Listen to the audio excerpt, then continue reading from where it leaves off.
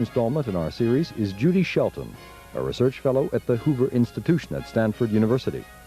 She joined us for an hour-long discussion of her book, The Coming Soviet Crash, Gorbachev's Desperate Pursuit of Credit in Western Financial Markets.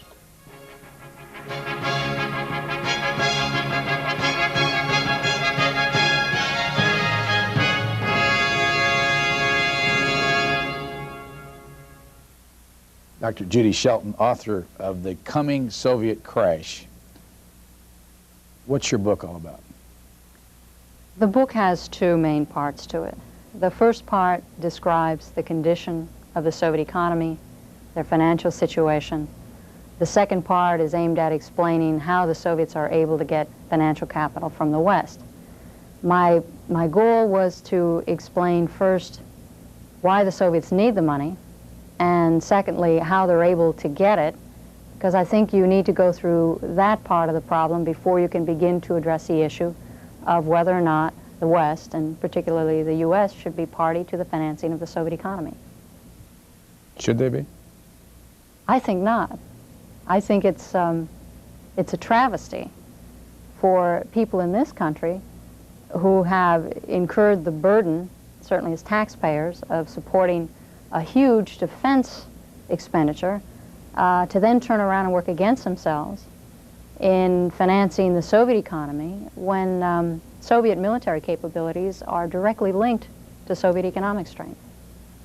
When did you first say to yourself, I feel strongly enough about this issue, I want to write a book about it?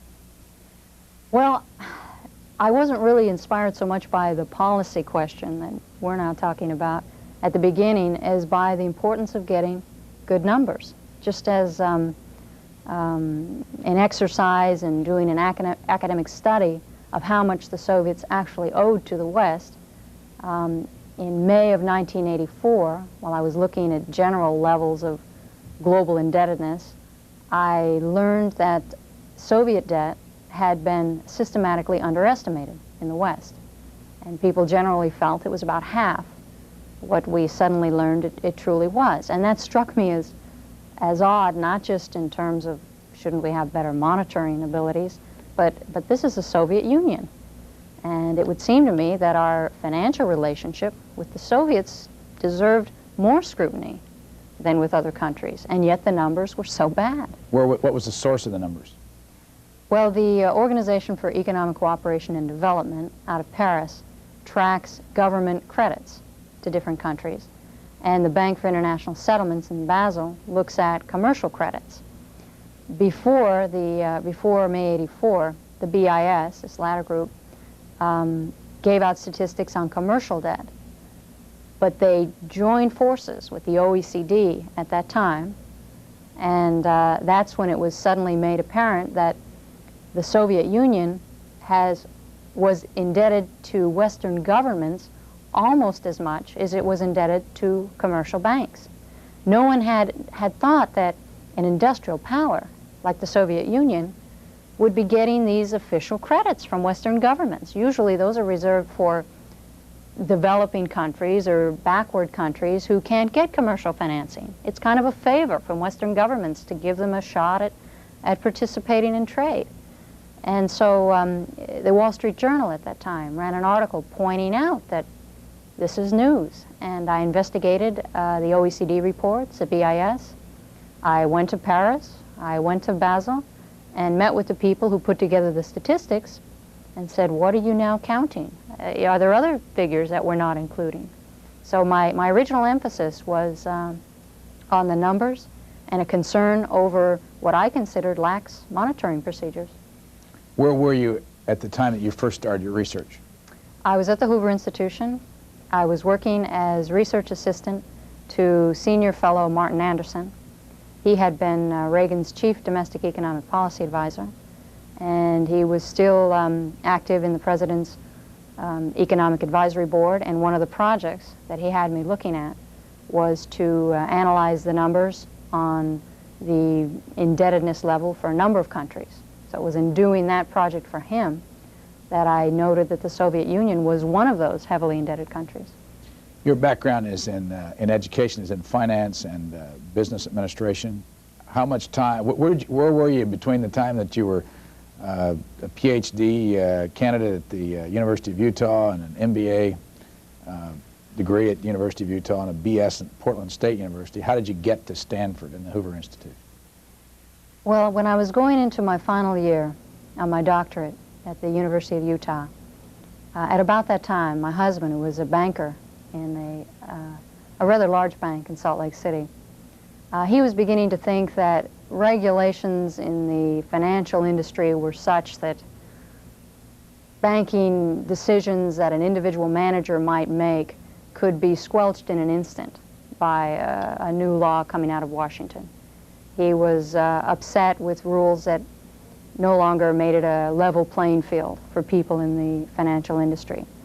So we decided that we would each take about a year to get out of our respective situations. And at that time, we'd been married about 4 years. And my situation was to complete my degree, to write a good dissertation, and his was to finish one career and maybe have some free time, and in the future we'd decide what we would want to do. And as it turns out, my dissertation was composed of 2 research projects. And the first one won an award for the best doctoral paper and was published in the Journal of Financial and Quantitative Analysis. Subject? Really one of those weird intellectual exercises that people in the academic community involve themselves with. It was called an option pricing theory to banking, and it tried to describe a risk-free investment, which is what a bank deposit is supposed to be, in terms of a structure of options, as some combination of a put option and a call option, which on paper, if combined, would equate a riskless investment with some kind of striking price, which I thought was the amount at which you withdrew money. So it was one of those, you did lots of little diagrams and numbers, and it was clever. I'm not sure it had great application in the real world. What was the other dissertation? The other one was on, it was called Equal Access and Miller's Equilibrium. And it was an attempt to refute what someone who's sort of a giant in financial theory had said about what would happen if individuals and corporations were taxed at different rates. Who would end up issuing all of the debt in the world? And the idea was if corporations had a 70% tax bracket and they could shield that much income, they would be the ones to issue all the debt. And if individuals were in a 50% tax bracket, they would always issue debt through corporations. So actually it wasn't a refutation so much as, well, if what he's saying is so, then to take it to its logical conclusion. And this is a long way from the Soviet Union. My interest has been in financial theory and international banking and economics. And still for me, international monetary reform is the greater interest and what I will return to. The Soviet Union, because I'm interested in revenues and expenditures and all financial issues, when I started focusing on how much they were borrowing and then why did they need the money, and that got me into looking at their internal budget statement, which was then, from my accounting perspective, which is different than the typical Sovietologist who's an economist, I got interested in the numbers on the Soviet situation, but in a sense, this is a specific, even an aberration from what I consider my first love, which is financial theory and application in international banking and economics. Martin Anderson was a political type? I think he's both. In fact, I think he's a perfect combination of an intellectual from the academic community, but a pragmatist who has seen how policy can stem from ideas but ultimately affect people's everyday life. Is this book, The Coming Soviet Crash? Those who just joined us, we're talking with Dr. Judy Shelton, and we will be for the next 50 minutes or so. Is this book political? Will it have a political overtone to it? Or political fallout, maybe be the best question. Yeah, I think it definitely is having that already. And that's interesting to me because my focus from the beginning was to produce an analytical study.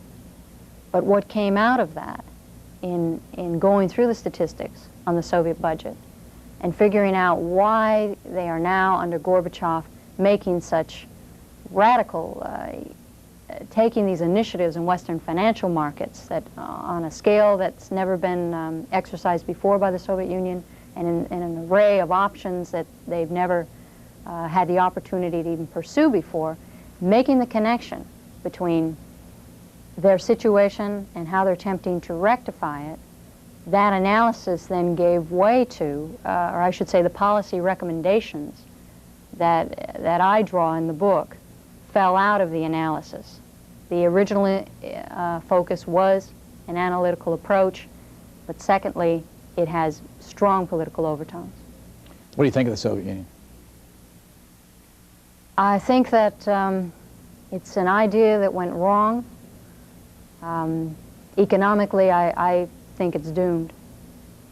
And I don't say that with glee. I've only been to the Soviet Union on one occasion for a couple of weeks. I liked it very much. I was treated very nicely. In some ways, I'm probably a closet Slavophile. I like the Russian language. I work at it every day. I like Russian literature. So one problem with the book, or at least for me, is I've had this sense of people thinking that I want to see the Soviet Union collapse. I don't like the Soviet government. I don't like the Soviet government's emphasis on military strength as its claim to superpower status. I think it's misplaced. It bothers me that the Soviet government puts first priority on economic resources, on talent, on R&D investment. That all goes to the military. Then comes fixed capital investment for the infrastructure of the countries, for factories, for dams, and in a sad third place comes expenditures on behalf of the people.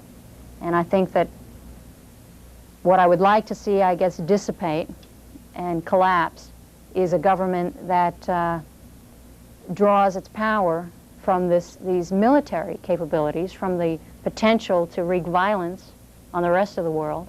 I don't think that's a legitimate claim to power. I would certainly rather see those resources transferred from the military sector in the Soviet economy to the consumption sector. Let me ask you, this is way off of the subject of your book per se, but it might help at least me understand how this money thing works. Take Pepsi-Cola. I guess you can buy Pepsi-Cola in the Soviet Union. Yes. How does that work? How does the Pepsi-Cola company of the United States, I mean, let's take it through from the consumer in the Soviet Union who walks up somewhere and says, give me a Pepsi and here's a ruble. And I have what's a ruble translate into an American dollar? Any way to do that? Yeah, well, there's two ways to do it. And one is the official Soviet government's rate of exchange. And that says that 1 ruble is worth $1.62. So they're saying a ruble is worth 60% more, 1 ruble, 60% more than $1. The other way to relate those two currencies is to walk on the street in Moscow and stop in front of the bookstore and wait to be approached, at which point you'll be offered 6 to 8 times the official rate if you're willing to engage in this dangerous black market activity of trading in dollars for rubles. Okay, but let's go to the Pepsi. I walk up and I'm a Soviet citizen and I put a ruble down for 1 Pepsi. Trace that ruble back to the Pepsi-Cola headquarters where they eventually have something in exchange for their goods. Well, I don't know Pepsi's exact arrangement, but there's 2 ways that American companies or any Western company can do it, can extract some kind of money, some kind of compensation from the Soviet Union. And one way would be you use the rubles that you earn from operations in the Soviet Union to buy goods, inventory, materials to pay Soviet workers, but then you run another operation, and the other operation only takes hard currency. For instance, Pizza Hut is set up to do that, where one restaurant serves Soviet people, and they can pay in rubles. And then the money that's taken in that way is used to buy tomatoes and cheese and resources. And then it's in the hard currency one where it's not for Soviet citizens, it's for tourists, or it's for privileged Soviet people who have dollars, or maybe people who've gotten them illegally. But at any point, they only take hard currency. And then it's the profits from the second operation that could be repatriated back home. Now, another way to do it, and as I understand it, Pepsi is working on this second way and does some business on the basis of barter, where they use the rubles to buy Stolichnya, and then they have rights to sell Stolichnya vodka in the United States. Is it worth it for an American company to go over there and do business? I don't see how, even from a bottom line dollars and cents. Not for the Soviet consumer. I mean, there's this much touted great market of Soviet people who are dying for Western-produced goods. Well, they absolutely are, no question. If you came over and put 1,000 pair of jeans on the shelves, I guarantee they'd be gone in half an hour, and you could charge virtually whatever you want, because the ruble is so inflated that the people have tons of currency piled up. It's sitting in savings accounts. It's virtually meaningless to them. So they'll just pay it. The difficult thing for most Soviet citizens is translating the money into consumer goods. It's not getting the money. Many have been overpaid for years. So in that sense, an American will find he can sell his stuff. Then what does he do with all of these rubles? Then he's left to wrangle with the Soviet government as to what's going to be the rate at which I turn in all of this ruble money, which is going to look like monopoly money to him, make it meaningful. I don't want to spend it in the Soviet Union. And chances are an American is not going to find much that intrigues him in the way of manufactured goods that he wants to then turn around and buy Soviet-produced goods. So what's the difference between the Soviet ruble and the way American business would interact and the British pound, for instance? Well, it's the same thing. I mean, the Soviet ruble is an inconvertible currency against all Western currencies. So everyone's in the same boat. The inflation is internal. No, I'm sorry. What's the difference between the way we relate to Great Britain and the way we relate to the Soviet Union? When you say inconvertible, who decides it's inconvertible? Well, since '73, we've been on a floating exchange system. So our currency is valued daily in the market on the basis of, let's say, relative to the British pound sterling, as to what the world demand is for dollars versus pound sterling. So that's constantly being judged by the market, by the laws of demand and supply. That is the black market rate. I mean, for us, the black market rate is a legitimate rate. In the Soviet Union, the legitimate rate is illegal. The legitimate rate would be what you're offered on the street. Who decides that? I know these are terribly simple questions, but for somebody that has no background in it, how do you explain the way this thing? How could you change so you'd have a convertible rate with rubles? Who makes that decision? Well, the Soviet government could agree to let its ruble be convertible. It could suddenly say, in world markets, whatever people are willing to pay for it, make it subject to the same rules of supply and demand that the other currencies now follow. Why don't they? Well, it would be impossible for the Soviet government to reconcile this world valuation of its currency with the artificial rate that it has set internally. Because what we're talking about now is how do you deal with the difference in valuation between the black market rate and what the government continues to stipulate that the official value is. I assume you're a capitalist? Very much so. Okay, let's say that you wanted to help the Soviet Union and they called you up and said, Dr. Shelton, come over here and tell us how we can become like the United States. Is it possible? I don't think it's possible for them to become like the United States if we're talking about personal freedom, which in our country goes right along with economic freedom. I mean, they're trying to impose, in a sense, capitalism from the top down. And what Gorbachev is doing is borrowing some aspects of capitalism, unfortunately the harshest aspects of capitalism, which are bankruptcy, the possibility of failing, and unemployment. He's using that part of capitalism just as an emergency measure. Now, if I was going to advise the Soviet government from a financial point of view, what they could do to take part in the international financial system, monetary system, I would urge them to put their money where their mouth is, so to speak, and come up with a gold-backed ruble. I think that the Soviet Union's only claim to credibility with Western financial types is to provide collateral behind a currency. In fact, I think it would be a rather brilliant coup on their part to come out with a currency that they agree to redeem in gold, because they have mythical holdings, not mythical in the sense that they don't exist, but bankers' eyes just get round when they think of Soviet gold reserves. So there is this implicit assumption on our part that they do have something valuable, and clearly I think they're the world's second largest producer. They do have gold. So if I were them, I would come out first with a bond that had gold warrants, maybe 3 years out. That way they could provide an instrument that you cannot duplicate in the market. You can't get futures on gold that far out. I think they would get a fantastic premium, not just because of the novelty of a gold-backed bond, although other governments have done it successfully, but also because the Soviet Union, there's the novelty of them being relatively new borrowers in the Eurobond market. So I think they'd get a double premium. I don't think they'd ever have to redeem the gold, as long as nothing radical changed with the Soviet Union in a negative way politically. So there is that risk. But of course, it'd be in our interest to give them incentive not to let anything radical happen involving any kind of violent suppression of, say, republic movements.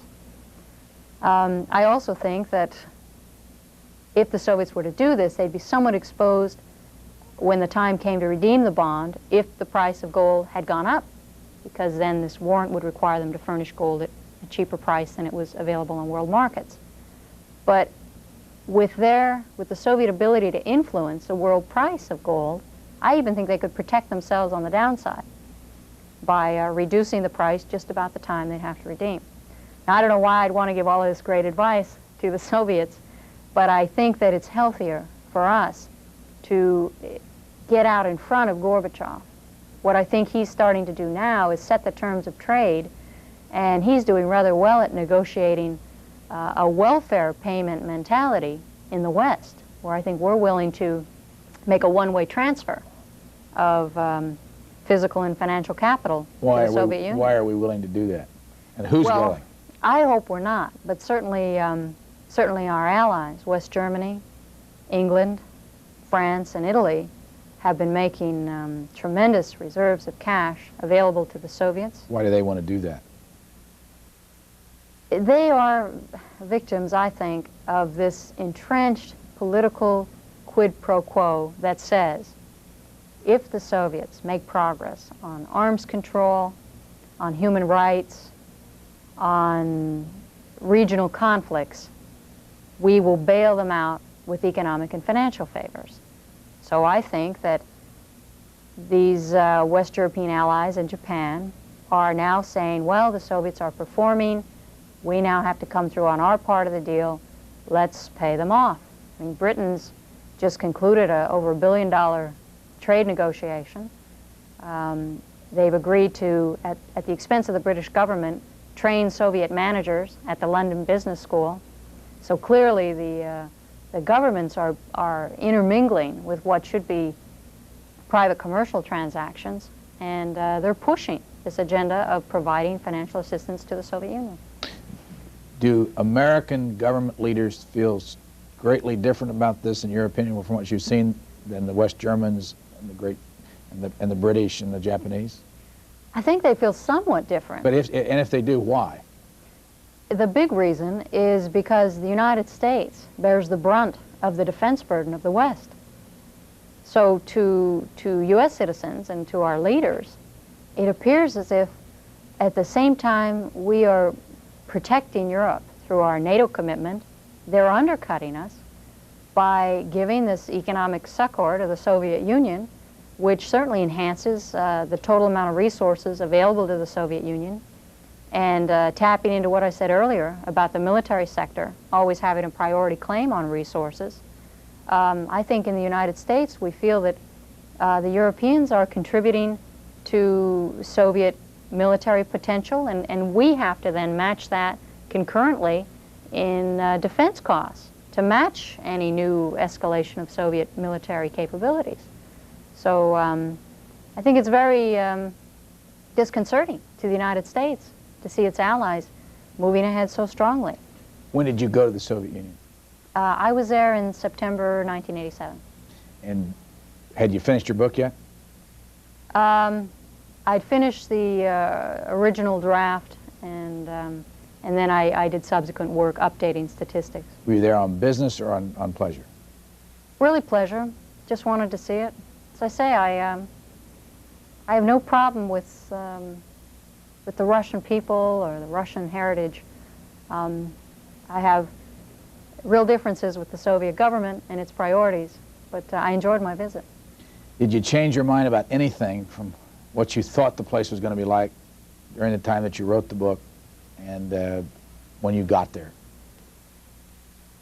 Things were worse than I expected. My study was based on numbers and looking at government figures and statistics.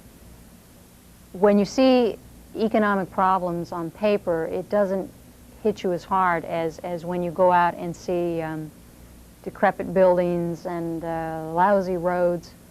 Most telling for my husband and I was we had wonderful guides in both Moscow and Leningrad, and the young lady who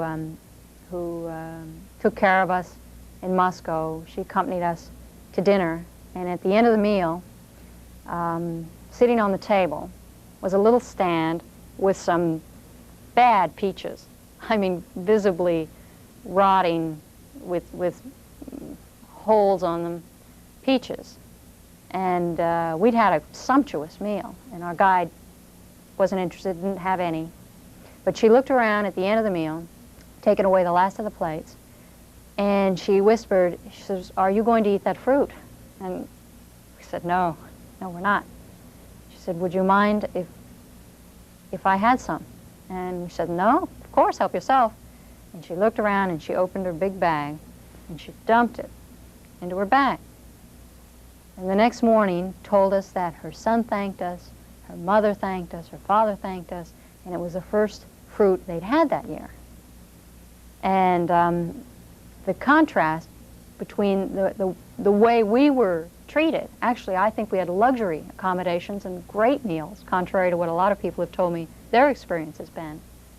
And this very telling example from this young lady who had a pretty good job made me realize, in addition to what I was observing on the streets for myself, the lines in the stores, the general rundown condition of virtually everything, had a stronger impact than the numbers had ever had.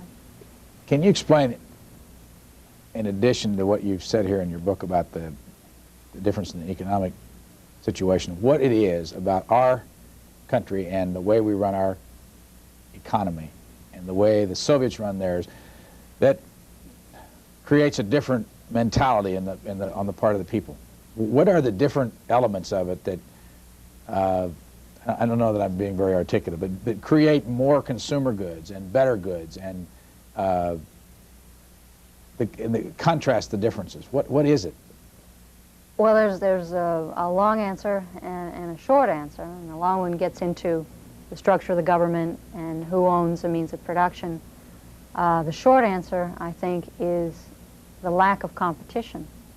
When you have central planning dictating the production of goods, which then causes managers to fulfill a quota rather than have any real interest in what consumers might prefer to have, you lose innovation in production and manufacturing. There's no point in coming up with something bigger or better because there's no incentive to do so. Why take the risk? Go back to those peaches.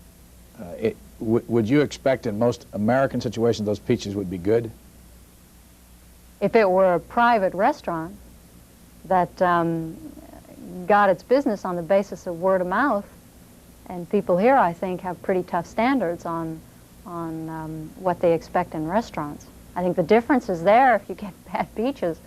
Who do you complain to? The restaurant's commissioned by a central authority, and clients complaining does very little in determining the future of, or the viability of that restaurant in the eyes of the central planner. Is there anything about the Soviet society that you saw in consumer goods that were equal to what we have here, in your opinion? The caviar. The caviar. The cars, no. The cars were rather poor. The hotel. The one in Moscow we stayed at was adequate. The one in Leningrad was excellent. It was built by the Finns. So I can't complain, but I think my experience was unique. Again, other American visitors are shocked when I tell them that I actually had rather nice accommodations. What about their airplanes? I flew Pan Am. I don't know. I didn't take Soviet airplanes. I did take the Soviet train, but again, it was a rather romantic experience. It was pleasant. It was all right. I mean, in some ways, the Soviets can perform. Think of that industry, trains. Something like that lends itself to central planning, I suppose. I mean, we really have Amtrak. Our train system is not an area that is characterized by a lot of competition. So I think they can do all right. I mean, look at their space program. Look at their military abilities. There are some areas that the Soviet government has pinpointed. And when you put all that power and resources behind a few selected projects, they're going to come out all right.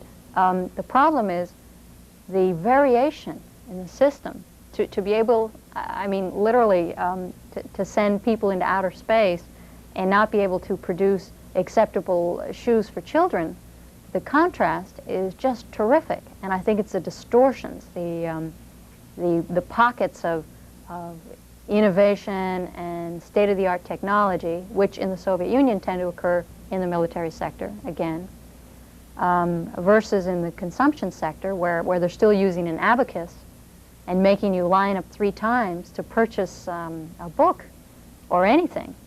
The Soviet system, where it relates to consumers, is so backward that I think, is the sin of the Soviet government, neglecting Soviet citizens in favor of becoming a superpower thug. Could you sense from visiting there for the short time that the people there are happy, unhappy? How would you compare them with the general mood of Americans? You know, that's a question that I think reflects human nature. I'm not sure that a highly consumerist society means greater personal happiness for an individual. The people I met, happy enough. I think they had that Russian characteristic of being resigned. I think they're much more passive than Americans. We're so demanding. If something's not up to snuff, we call the manager. In the Soviet Union, they shrug it off. And if they get lucky, they're able to buy this or that. It's good fortune. But you wouldn't begin to see irritation of, like you would in the United States. You said earlier that a day doesn't go by that you don't fool around with Russian in some way. Why? I've always liked the literature, Tolstoy and Dostoevsky and Pushkin and Gogol, and what I'm trying to do now is I'm trying to memorize a day in the life of Ivan Denisovich by Solzhenitsyn. So I have tapes of Solzhenitsyn reciting his work, and then I have a Russian In version. Russian or English? In Russian.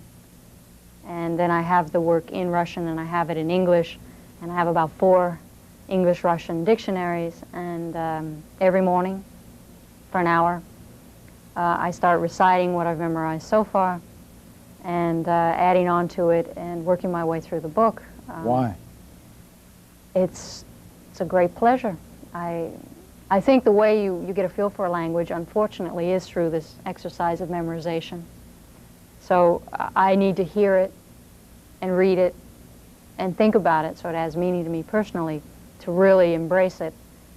And it's just nice. It's really interesting to see the different perspectives on life that can show up in one language versus another. The way something's expressed in English, and then you read the same paragraph in the original Russian, the nuance might be slightly different, and it's just a pleasurable exercise to feel like you're capturing that. Did you get interested in Russian literature and language as a result of your book, or is this something you've always had? I've been interested long before. I was focusing on the more economic, financial numbers problems of the Soviet Union. This is just a parallel interest. And a couple of years ago, at our house out in Middleburg, my Virginia. husband, Middleburg, Virginia. in Virginia, right?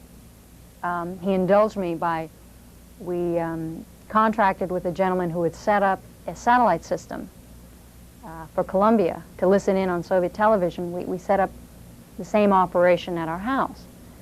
And it involves a big dish and a little computer. And since the Soviet satellite is not geostationary, and I don't know anything about these things except what was explained to me, but the Soviet satellite keeps moving. So the trick to latch onto it is to get a system that can follow it and track it.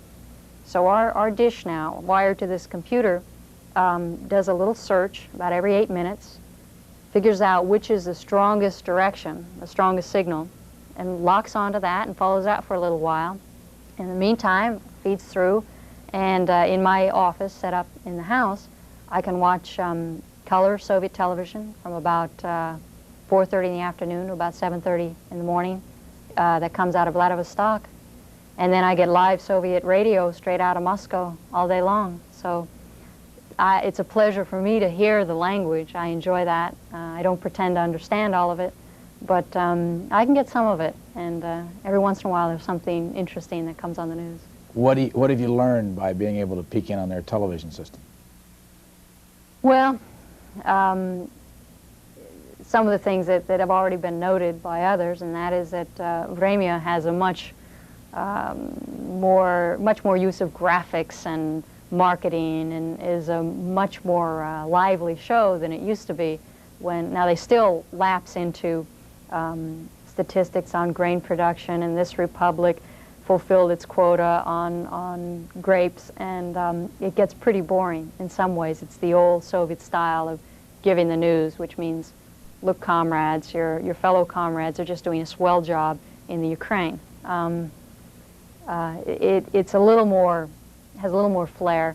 One thing I still resent on Soviet television, on the news, is whatever was the worst story that week in the United States, maybe something awful, a Ku Klux Klan demonstration, or someone goes crazy and shoots 4 people.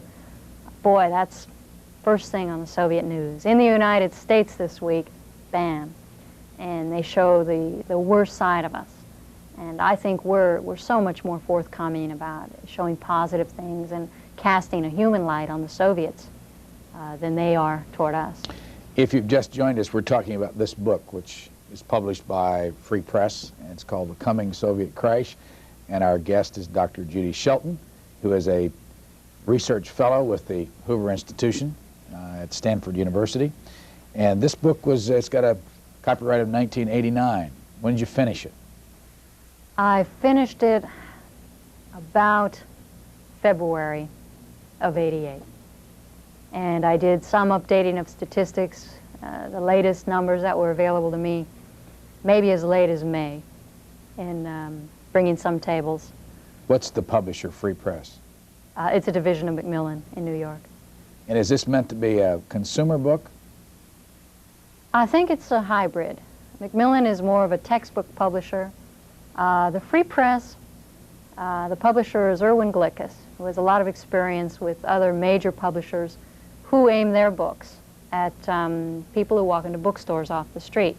So this is his special project, to produce books that have somewhat of a scholarly approach, that are analytical, but the policy implications are important to members of the public.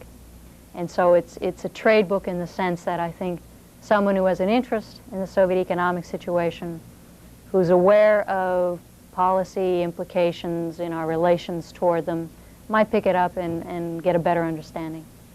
Anybody react negatively to your book? Yes. Yes. Who? It was it received, I would have to say, and maybe I'm giving the benefit of the doubt in my own favor, it got mixed reviews. It was reviewed by Marshall Goldman of Harvard Russian Research Center this past Sunday on the front page of the book review for the Los Angeles Times. So the good news for me was that it was reviewed by a pretty big gun in this country on Soviet economics. The bad news was he suggested that I was, and these words are stinging, that's why I remember them, unduly and alarmist about Soviet financial initiatives in Western markets and their escalated borrowing activities. The reason he said so was because he felt that the Soviets in the past, when they borrowed, they tend to retract, and that their borrowing now might be followed by a period of reducing their debt to the West. And he said that's based on their traditional behavior. I think there's some validity in that, although they've never borrowed nearly to the extent that they have now. Under Gorbachev, it's a brand new game, what they're doing. Not just the total amounts, but the options. Who's loaning money to them? Western Europe, West Germany, Britain, France, Italy, Japan. Who's the biggest? You West Germany.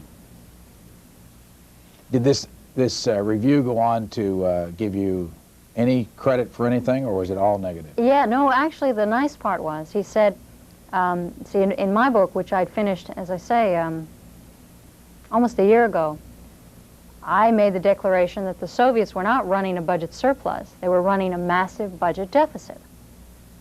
And I think people thought, how do you know that? Well, this past October, I mean, my rationale for it and my explanation is in the book, based on the numbers, what has to be the case, walking through their financial statements on a step-by-step basis. In October, the Soviet finance minister, Boris Gastev, announced before a very shocked Supreme Soviet that, contrary to what we've been telling you for years, we are running a budget deficit. And at that point, he said it was 36 billion rubles, which is about $58 billion, which would be 3.6% of Soviet GNP. 3 months later, which means this past January, one of Gorbachev's closest economic advisors, Leonid Abalkin, he said, not only are we running a deficit, it's 3 times the amount that Gastev admitted. It's over 100 billion rubles. So now we're talking about 10 or 11% of Soviet GNP. I think it's even higher than that, probably closer to 15% of Soviet GNP. But to answer your question, and Marshall Goldman said that my work, which is based on some earlier work that was done bringing figures up through the mid-70s by Igor Bierman, I followed his techniques in extending the analysis. Goldman said both Bierman and I had been vindicated.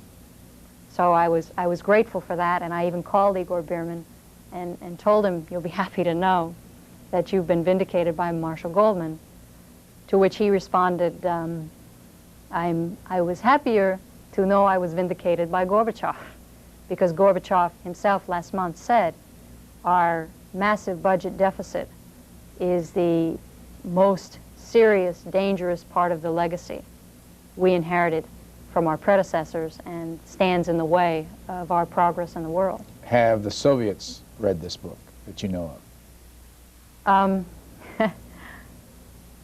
On your program, C-SPAN covered a seminar I addressed a couple of weeks ago.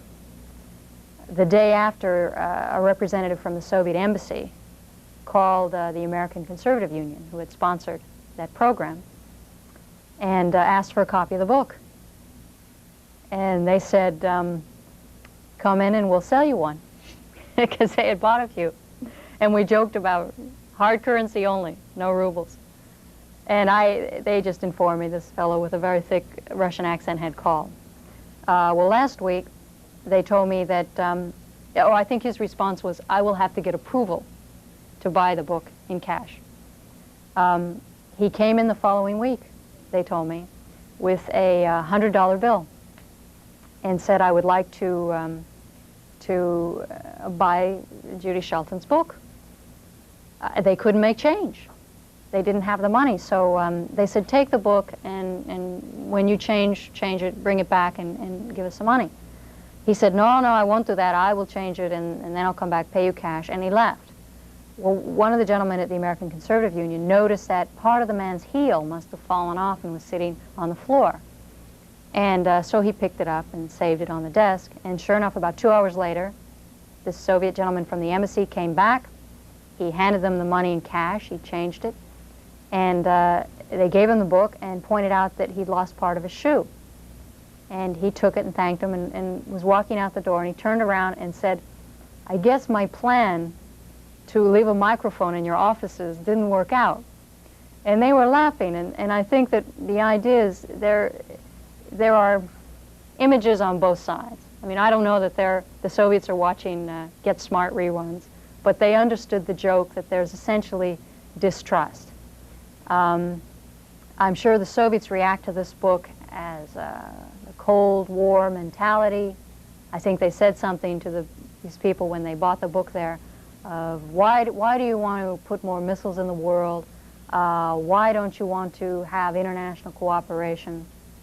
And I think that's the Soviet approach to a book like mine that says it doesn't make sense for the West to loan you money, that says your budget is in catastrophic condition because you've devoted so much of it to the military. And I think the last refuge of a scoundrel is to respond to that criticism by saying, well, you just don't want peace. By the way, our producer of this program, Greg Barker, has a copy here of the LA Times Review by Marshall Goldman, which was in the Sunday, I don't know the date on there, February 12th. All right, I just can take a look at it. Off the subject just a little bit, the Hoover Institution at Stanford, what is it? It's a gathering of scholars. A think tank is what it's normally called. There are a number of Nobel laureates there, including Milton Friedman, Edward Teller. It's a place where you can do research on domestic policy issues, on foreign policy issues, with absolutely no dictated agenda. No one ever told me what the parameters of my study would be. I proposed what I wanted to look at, which when I originally was given a grant, a postdoctoral grant from Hoover, it was to analyze the impact of Western capital on the Soviet economy. That's what I wanted to do. For all I know, my conclusions might have turned out that it's a very healthy impact and there should be more of it. The point is, Hoover didn't ask me in any way to define my potential conclusions. It's really an organization dedicated to research with policy implications that might affect the welfare of the public. Hoover is at Stanford in Palo Alto, California, but you live in Middleburg, Virginia, 54 miles from, I think, this studio. Why? How do you get to do that? Well, I was a research fellow or a research assistant to Martin Anderson for about 18 months. And then I submitted, with his blessing, this proposal to specifically focus on Soviet debt. And at that point, I received a 2-year fellowship from Hoover through the National Fellows Program. And the particular type of fellowship I received, the tradition was that people spent part of the time at Hoover and then they went to Washington, where they were free to affiliate with American Enterprise Institute if they needed that, or to just pursue research. The idea being that public policy issues are often decided in Washington, and some of the best statistics, resources, and people involved on a particular topic, the institutions, in my case, the World Bank and the IMF, Senate Banking Committee, and House Foreign Affairs Committee, the action was in Washington. So I came here to do that part of my fellowship. And when my fellowship ended, I was well into the book. I was still doing research in that area, still needing access to statistics to update it. And policy things were breaking everywhere because of the actions Gorbachev was taking.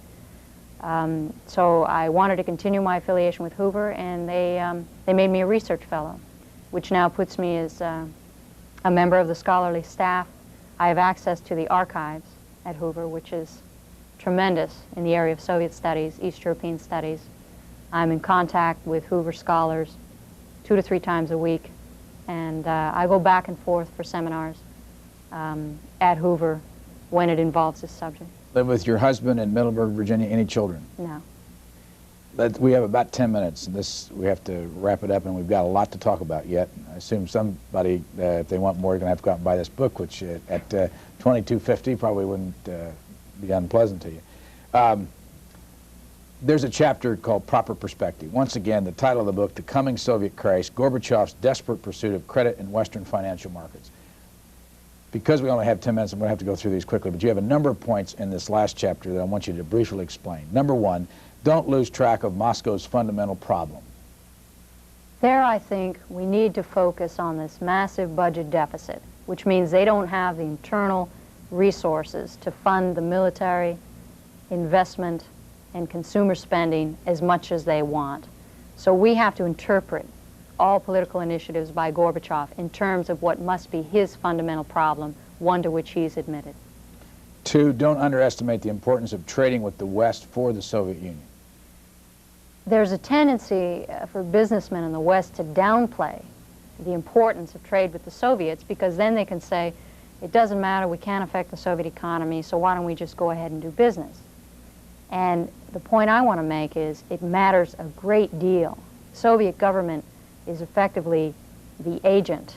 They can bring in goods from the West and sell them for a tremendous profit. It helps plug up a hole in their financial condition.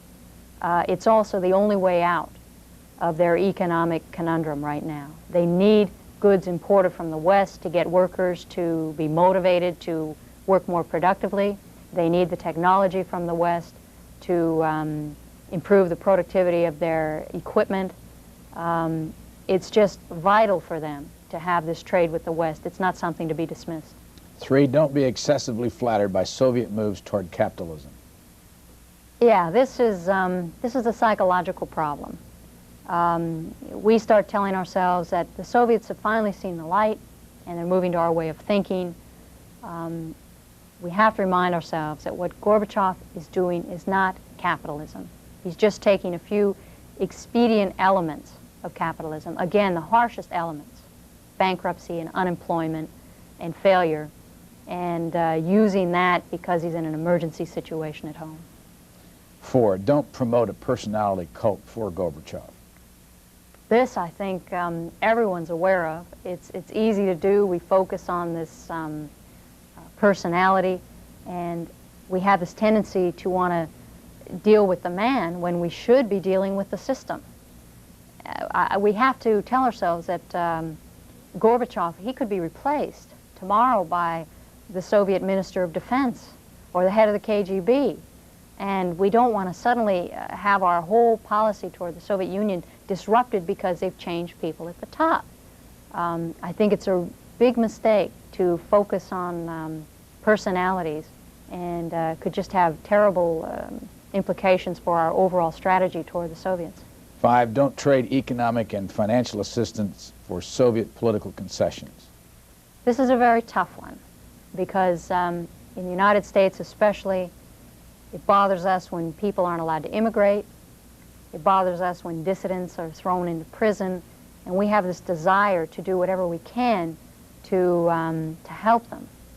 And so as embodied in, for example, the Jackson-Vanik Amendment, there is this quid pro quo that if the Soviets start complying with what we consider standards of basic human decency, we will give them most favored nation trade status and allow them eligibility for government-backed trade credits. That, I think, is not just an inappropriate trade-off, but a crass situation to be talking about human rights, life and death on one hand, and financial favors on the other. So I would move away from that linkage.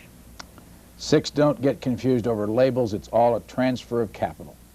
Well, this just focuses on the monitoring problem.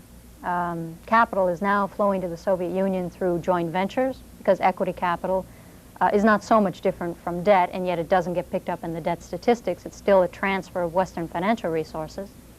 There are the Eurobond offerings that the Soviets now started, and Those aren't picked up by the BIS figures or the OECD. So I think we need a new online monitoring system just to keep track of our total exposure to the Soviet Union financially. 7, improve monitoring capabilities. Same idea. 8, the United States must lead. Again, this is the tough part of the policy issue. I'm convinced that right now our allies are working on James Baker to get him to go along with this let's help Gorbachev approach. I think the United States is going to have to make its position clear to our allies that if our goal is to get the Soviets to transfer resources out of the military and into the consumption sector, the last thing we want to do is to relieve that pressure, that internal economic pressure to make that change by providing the consumer goods from the outside with our own money.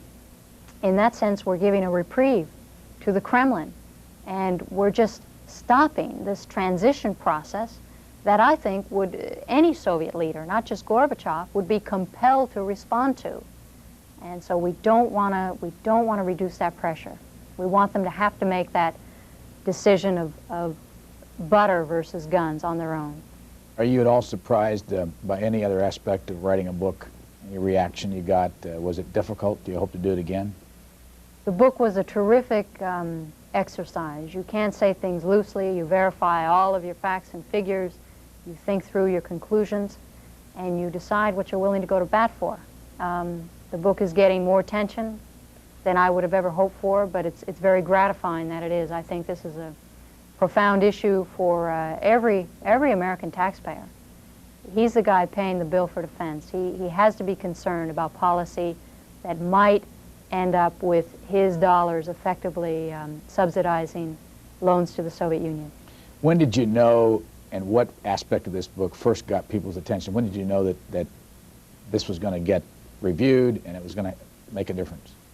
You know, the Soviets have done the best PR for me because of, as the book was going to press, when the copies were in galley form, that's when they first made the announcement that a budget deficit existed. For 40 years they've been saying it's a surplus. So there I am going on record in print saying it can't be. It's got to be a terrific deficit, and here's why. Well, to have my assertions confirmed to the Supreme Soviet by the finance minister was a boon, and I think people thought maybe there's other things in there that are worth looking at. Did they do it because of you? I'm sure it would be delusions of grandeur for me to think so.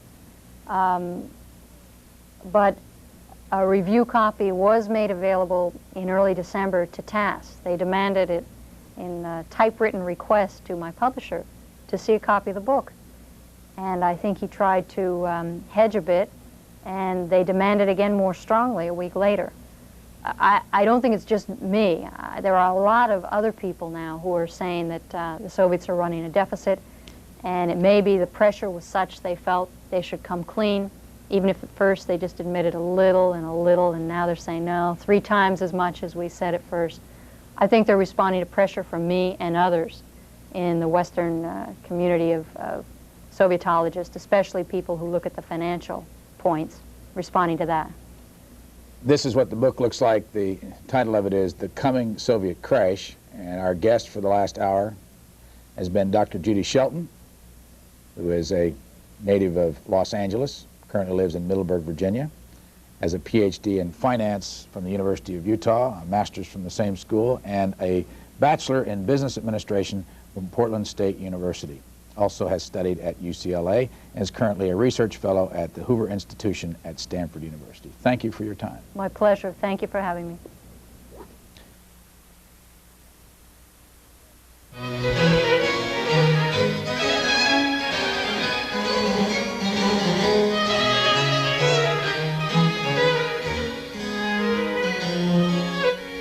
You've been watching an interview with author Judy Shelton. For more information, you may write to her publisher, the Free Press, at 866 3rd Avenue, New York, New York, 10022. And in a moment on C-SPAN, a look ahead to the upcoming week in Congress.